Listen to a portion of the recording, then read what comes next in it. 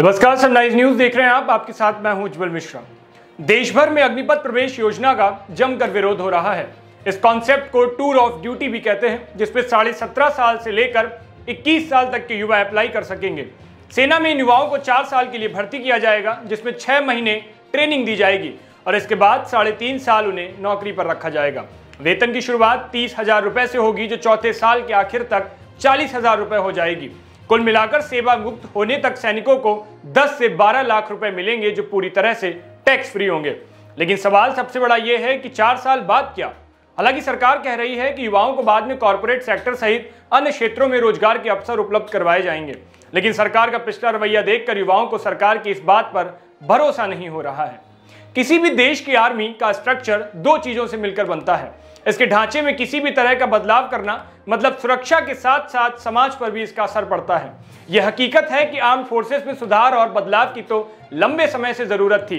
बड़े सुधारों पर अपनी शंका जाहिर करने से पहले हमेशा सुधारों की जरूरतों का आकलन करना चाहिए। लेकिन कभी कभी यथास्थिति को बनाए रखने के लिए हमारा पूर्वाग्रह ऐसा करने नहीं देता है। सरकार की अग्निपथ के बारे में यह कहना होगा कि यह सुधार का राजनीतिक भ्रम पैदा करने के बारे में उतना ही है जितना कि यह सशस्त्र बलों की जरूरतों को पूरा करने के बारे में है। इसलिए सुधार की इस गुगली को बहुत सावधानी से समझने की जरूरत है। यह समझना मुश्किल नहीं है कि सेना में इस सुधार की जरूरत अर्थव्यवस्था के पूरी तरह धराशायी होने के कारण पड़ी है। मौजूदा एनडीए सरकार ने ही लोकसभा चुनाव में सशस्त्र बलों के पेंशन के मुद्दे को उठाया था। नतीजा यह हुआ कि one rank one pension reform देश पर एक बड़ा वित्तीय बोझ बन गया, जबकि अर्थव्यवस्था की हालत बदतर होती चली गई। इससे ये सीख मिलती है कि लोक लुभावने मुद्दों के कारण संस्थानों को लंबे समय तक भारी लागत उठानी पड़ती है।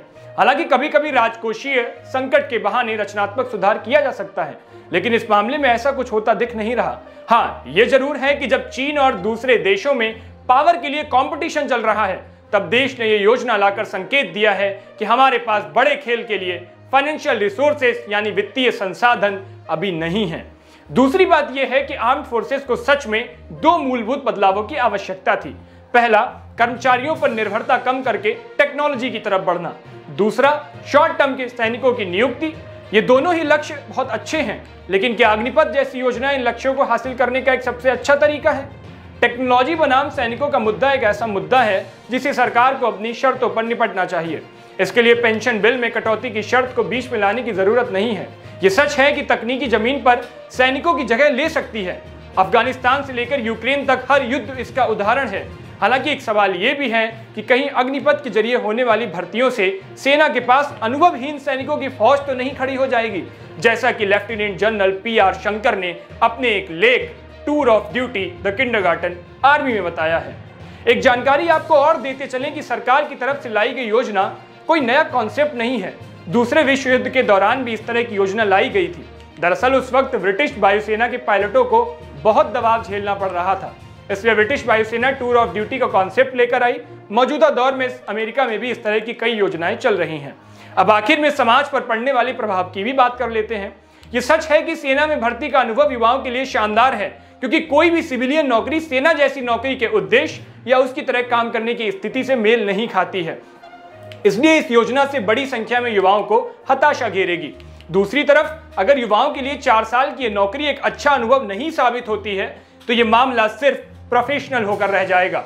लेकिन तब भी आप संभावित रूप से बहुत सारे युवाओं को सेना के लिए तैयार कर दे रहे हैं, वो भी सैन्य अनुशासन के भविष्य की सुरक्षा के बिना। कुल मिलाकर बात इतनी है कि सरकार की तरफ से अगर इसे अच्छी तरह से संभाला नहीं गया, तो शायद ये योजना आग से खेलना साबित हो सकती है। फिलहाल हमारी इस रिपोर्ट में इतना ही। आपकी इस पर क्या राय है, हमें जरूर बताइएगा। बाकी की ऐसी रिपोर्ट्स के लिए सनराइज न्यूज को देखते रहिए। शुक्रिया।